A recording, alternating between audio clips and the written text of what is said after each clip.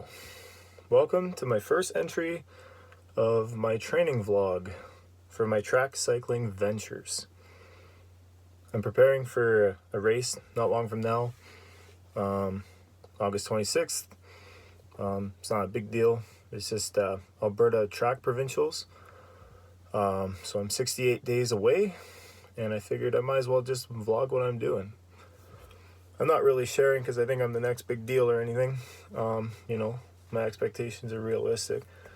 I just love track cycling, and I kind of just want to share my journey because it's changed my life, and it's just flat out awesome, especially if you're a sprinter. You just get to slam weights, eat everything, still stay pretty lean, and get to go fast.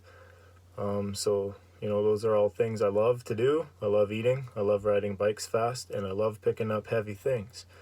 And, for the past 2 years, that's just been my life. So I'm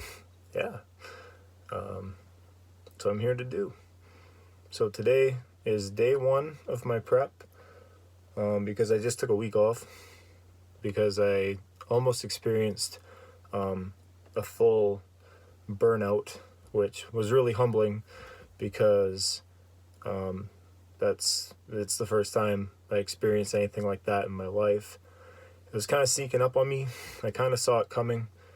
In the past, I just consume more caffeine, take painkillers, or do whatever it took to keep pushing.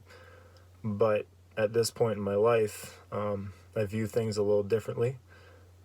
Because I have a coach who's very, very health orientated, so that those methods don't exactly cut it anymore. So I was forced to rest. It was terrible. I sat still for a very long time, and I don't like that.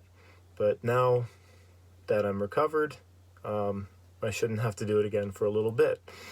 So today, did some weights in the morning, went really good. Got a freaky quad pump, so that was all right. The pants were fitting a little awkwardly after that one. And pretty soon I'm going to start vlogging my weight training too. I just have to find a way to do it appropriately, so that I'm not being inconsiderate to other gym goers. So I just have to find a better time of day to do that. But I'm going to basically just blog everything that I do individually. Blogging with the team can be a little awkward because I don't want to goof around with the camera while we're all trying to do things. I think it'd probably affect the flow of things a little negatively, so we might not do that. But yeah, it's just going to start with a little chit chat like this before every session. A little bit of training footage with some commentary, maybe some insights. I'm not a know-it-all or anything, but there's some things I've learned that I probably wouldn't mind sharing because I've learned them the hard way. We're just going to see where this thing goes. So let's get out onto some rollers. So this here is my simple little roller setup. Nothing crazy. I know that they make rollers so that you can train inside, but here we are outside. I just like the cold air a little better. I find if I'm in my basement, it gets a little too wet, and I don't really like fans, so I bring it outside any chance I can get. And this is my racing bike too. I don't bring her home very often, but I had to do some work. I had to put some tires on, so she's here for a little bit. Definitely a unique build for sure. A little bit of an older frame. Here I got from Cycling Avenue. It's aluminum, but I don't really need carbon until I'm actually good. Got some old cranks from the 80s because they're sturdy and they're extra short because I move awkwardly. Other than that, most of the components I got on Marketplace for really cheap. Because it's just the way I am. So yeah, it's definitely evolved. It definitely started out a lot worse, but it does the job for me.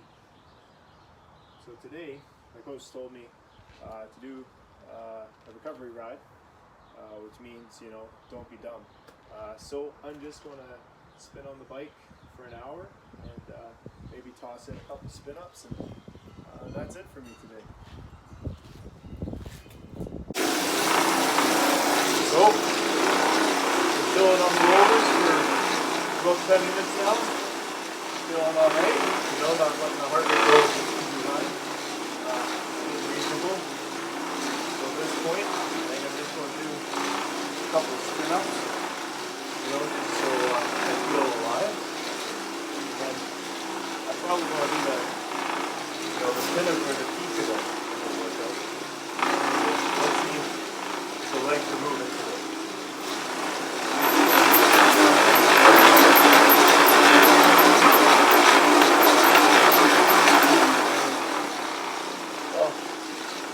Slow.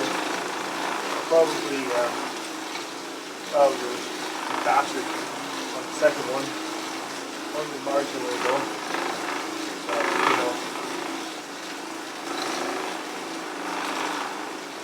see how it goes.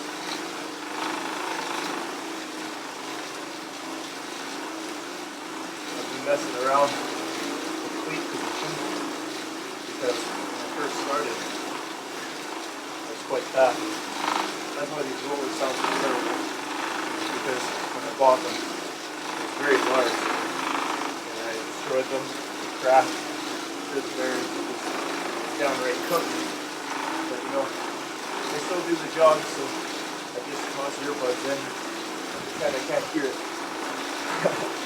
but anyway, as I was saying, you have really even more awkward pedal stroke than I already have. I had a big old belly hung in between my knees. I kind of had the little cowboy style. My knees out really far so that I could reach my bars. Now reaching my bars, which is as big as the problem, because I lost that.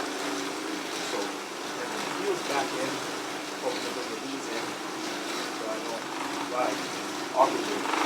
And also so I can engage my hamstrings, because my hamstrings kind of withered away because I squatted and deadlifted like a moron in my younger years. So at this point, I'm trying to build them up and make them functional again, so that I have a good pedal stroke, so I'm not stomping, and for my knees don't hurt. So let's see if we can get her going a little quicker here.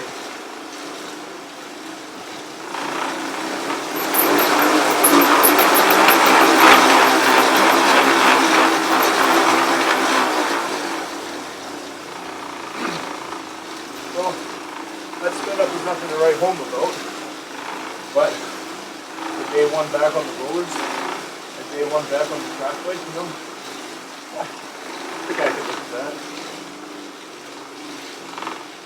Yeah, that's all I got.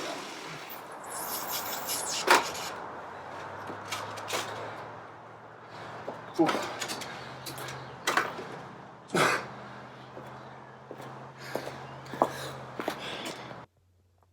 Well, that wasn't too bad for getting back into it. I was surprised the bike didn't feel too foreign, because I haven't been on it for a while and just been cruising around on my mountain bike in a really easy gear, to get places. So yeah, that was a pleasant surprise. That first spin up wasn't so good. The second spin up, acceptable. Could be better, but relatively smooth. It wasn't too bad. So yeah, nothing to write home about. But that was just getting my feet wet. So now it's time to eat a sandwich, get recovered, and move on to the next thing. So yeah, see you in the playoffs.